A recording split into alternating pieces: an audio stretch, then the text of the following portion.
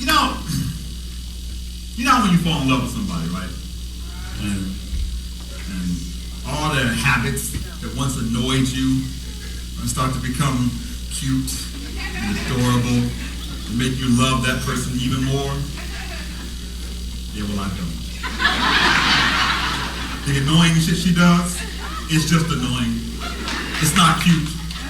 I don't know what line I was supposed to be in when they were handing that out, but I don't have that kind of love. Me, I have that. I can't stand when you leave the tops off of every container you open, but always a kiss goodnight. And that I can't stand that you don't seem to understand that if you never take the bags of plastic bottles to recycling, then our house becomes the landfill. Now hand me the oil for your foot massage. And the worst is when I'm headed out for a run, right? And discover my iPod is dead, and the only one that's charged is hers, because hers has only one long playlist filled to capacity with R&B slow jams. What the hell? I can't work out to that. Who jogs to Jodeci? I can't work. And even the few selections that aren't R&B are still irresponsibly ordered. She won't have Yolanda Adams, the Whisper Song, Luther, and Uncle Lou back to back. Who does that? That is not respectable song selection. You can't just be juxtaposing genres all willy-nilly. People get killed on the street for less than that. Like that time when I was playing a music-themed board game and then the opponent drew a card that asked me, if you were running a marathon and could only choose one song to listen to for the entire run, what would you choose? And I reached across the table and pistol whipped that fool. Man, don't be making me answer questions like that. What's wrong with you? A playlist is nothing to play with. And the final model of my marathon is no place for Fantasia. So please, understand, the fact that I ran 5 miles pumped up on R&B slow jams is all the proof that I need that she is the one for me. She has got me running to R&B. And that has lasting effects on someone like me because I have Mockingbird in my bloodline and Parrot in my DNA. I can't pass someone singing a song and not start singing it myself all day and blame it on the alcohol is the last song I once serenaded my marathon through life. Look, and it's not that I'm prejudiced against R&B or anything. I mean, some of my best friends are Blackstreet, right? I heard it explained perfectly one time. R&B is just too damn obvious. Shawty, what you think? Let me buy you a drink. I got money in the bank. We in the bed like, ooh, ooh, ooh, ooh, ooh. We in the bed like, ooh, ooh, ooh, ooh. We in the bed like, you know what? I'm a poet. So my default is to deprose and deconstruct and desimplify, everything, right? So I have always sought the unconventional song structure, the unorthodox lyrics, but I don't know, like, these days she's kind of got me appreciating how simple a love song can be. Sometimes you don't want to have multi-layered melodies and labyrinth lyrics. Sometimes you don't want to be neo-soul smooth or hip-hop hard. Sometimes you just want to rip your shirt off in the middle of the show, drop down to your knees and say, my mind is telling me no.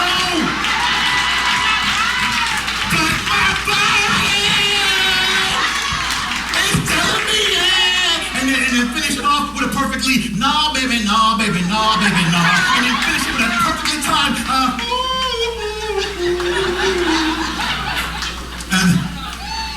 And I gotta admit, I'm not mad at a conventional song structure, with a high note that I can count on coming, because I've been in this race so long that for a while, hell, I lost sight of why I was even running. I mean, I know I started off chasing love, right? We all do.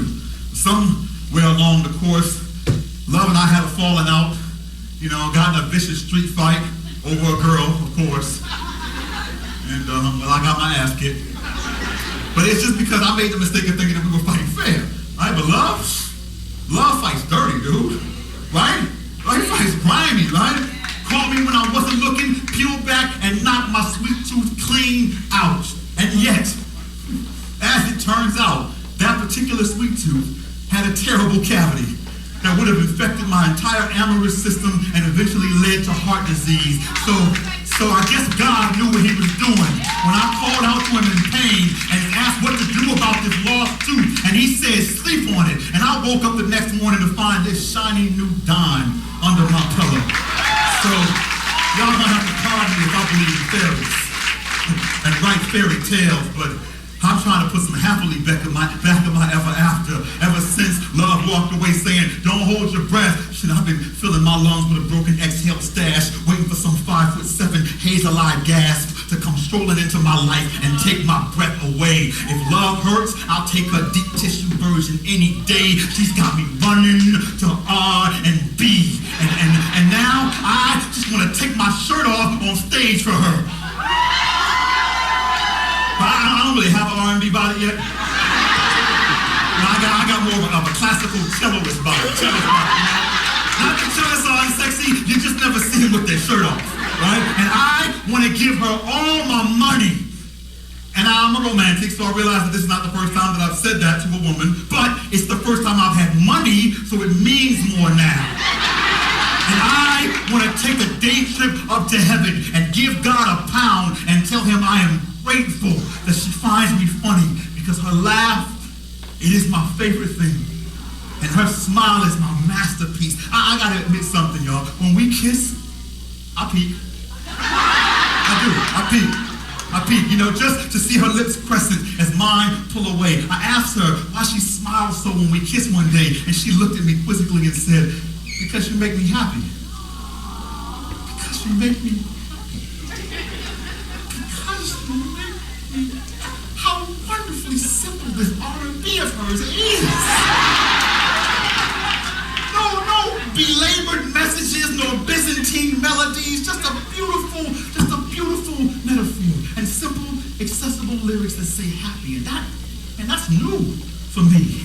You know, but new is the new used to for me, because I love now different than I used to. You see, I used to want to run through the airport after her, catch her at the gate in the nick of time, and drop to my knees screaming, don't leave me, girl! Now, I want to run through the airport with her, catch our flight in the nick of time, and let her take me away. I used to want to serenade her outside her window with a boombox until the neighbors shouted from their windows and the cops were called. Now, I just want to churn out slow jams with her inside her apartment until the neighbors bang on their walls and the fire department is called and we catch an arson charge from harnessing our heat by laying kindling on these combustible bed sheets, so that each time we sweat kerosene from dilated pores, we cinder each other to the core and then collapse on the sheets that still spasm, watching our phoenix rise towards the dangling wires of the smoke detector from which we were wise enough to remove the batteries.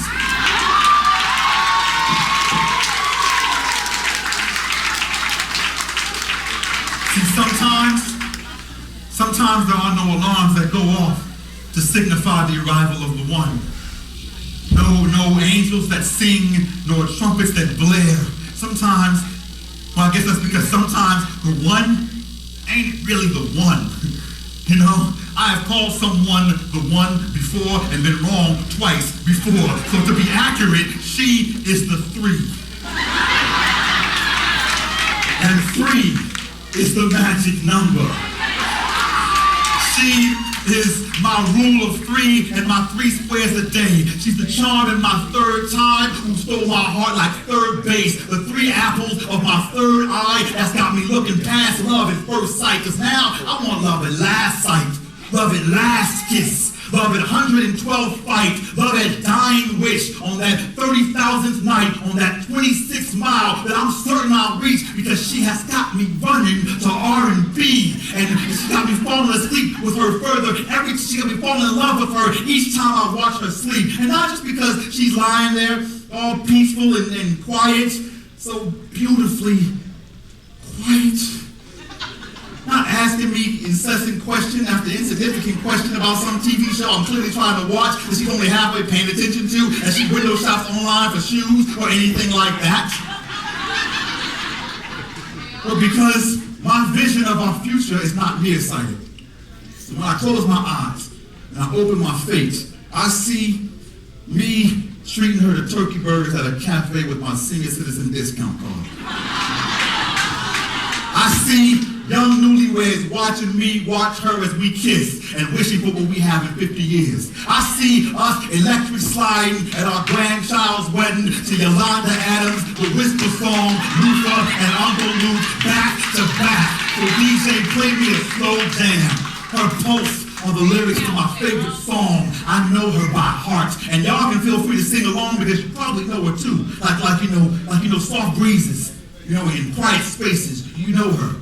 If you know towels warm from the dryer against wet skin, and dreams worth forcing yourself back to sleep for, and you know her. If you have ever licked the sugar from the rim of a strawberry daiquiri, or danced with abandon for no reason with no music, or found your way through darkness to a destination you didn't even know you had, then you most certainly know her. My nightlight, my tech support, my second helping of dessert, less red bone and more red velvet, more red velvet cupcake, more red gluten-free vegan red velvet cupcake that tastes better than the regular version. She is my healthy comfort food.